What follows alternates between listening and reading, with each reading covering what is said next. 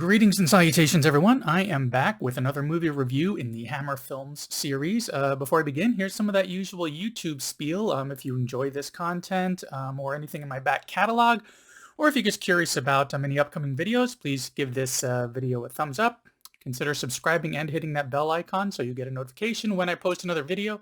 And be sure to share this video and this channel around, as it honestly does help quite a bit. So, now that all that's out of the way, the latest in the series I'm on number 5 out of 20 of these, is The Old Dark House from 1963. Now, the only actor in this that I recognize, not from name, I had to actually look him up, but was an actor named Tom Poston, who was in both Mork and Mindy as well as Newhart, so he's going to kind of live on in reruns forever, because I remember seeing some of those in reruns when I was growing up. I am kind of dating myself there, but no pun intended, being single and approaching Valentine's Day weekend. Anyways, the synopsis for this film is as follows. In England, an American car salesman ends up spending a stormy night at a mysterious and deadly mansion of a client's family. Not much to go on, but here's a few interesting tidbits about this film. First, it's a remake of a Boris Karloff film from 1932, though looking at the trailer for the original, this remake has had a very heavy overhaul. Also, the mansion used in this film is Oakley Court, which I instantly recognized from Rocky Horror Picture Show, and evidently was used quite frequently by Hammer Films from the late 40s, from about 1949 into the 70s, for many of their films were shot there. And the final thing is that this is not really one that I would consider horror. So let's get into it. Yes, like These Are the Damned, which I felt was more sci-fi than horror in this set, this film was definitely more of a comedy, which is one of the ways that it sticks out from the original, I guess, if going by that trailer. But, even this poster actually mentions up in the corner of it that you will die laughing. And Charles Addams of Addams Family fame had illustrated the opening title sequence, and I guess since his hand was in frame during this illustration sequence, he even has a credit attributing him as being in the film itself. So, yeah, this is definitely much more of a comedy than anything else. Comedy, mystery, and very light, not really horror, but like a creepiness to it, maybe. It's about as much horror as the film Clue. It's got people dying in it, but it's not really scary at all. Not that that's a bad thing, just unexpected. Even the opening credits has a very whimsical feel about them with the kind of music that they chose. So to add a little bit more to the synopsis, this car salesman from America is asked to deliver a car to a man who he has a connection with. He has to bring it to this man's family's estate. The whole family lives there because there's some sort of strange inheritance situation which states that they all need to reside in this house, be there to check in, so to speak, at a certain time every night and spend most of their lives at that house. And at some point, they'll be able to then divide up the value of the estate amongst themselves or something. It was really hard to stay on top of it because overall it was just all right.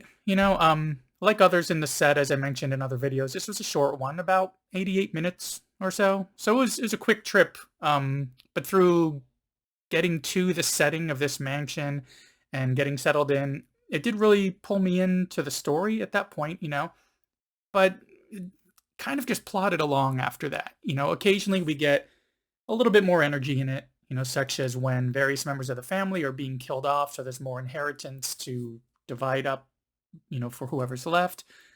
They seem to throw in some curveballs here and there to try to make it a little bit more humorous. Like one of the characters, one of the family members is building an ark, like a Noah-style ark, complete with animals and everything. It's going to be really interesting if I watch the original to see if any of that's even in it.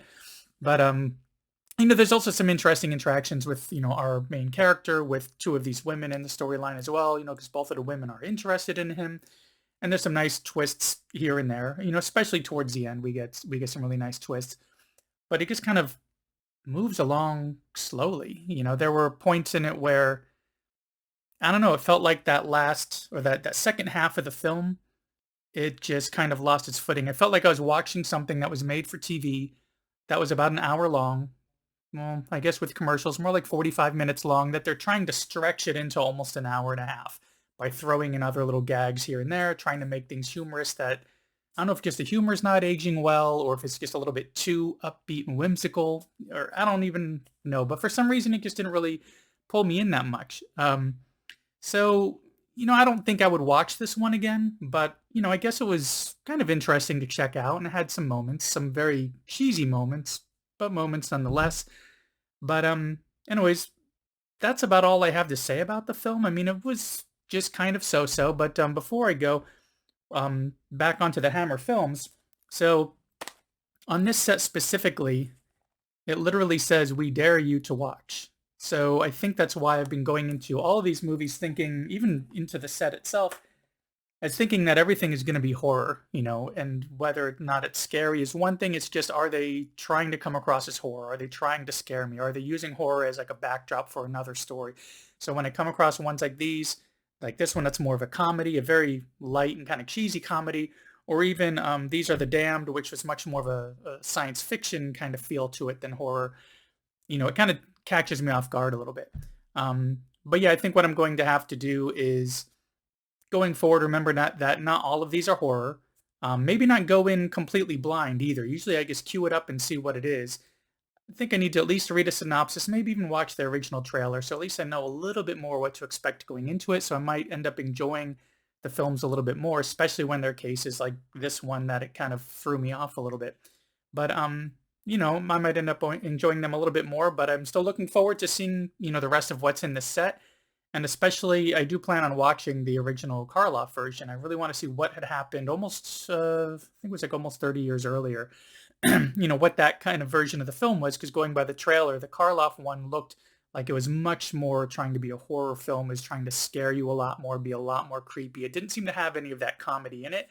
And I think that's not just what my expectation was on this film, but that's a little bit more what I'm in the mood for currently, is to go through old horror. So when I see old comedy, it's a little bit different. But anyways, I definitely plan on watching that original Karloff one, and we'll see how that goes. And speaking of watching, thanks for watching this video. I hope you enjoyed it. Remember all those YouTube things I mentioned at the beginning, and I will see you in the next one.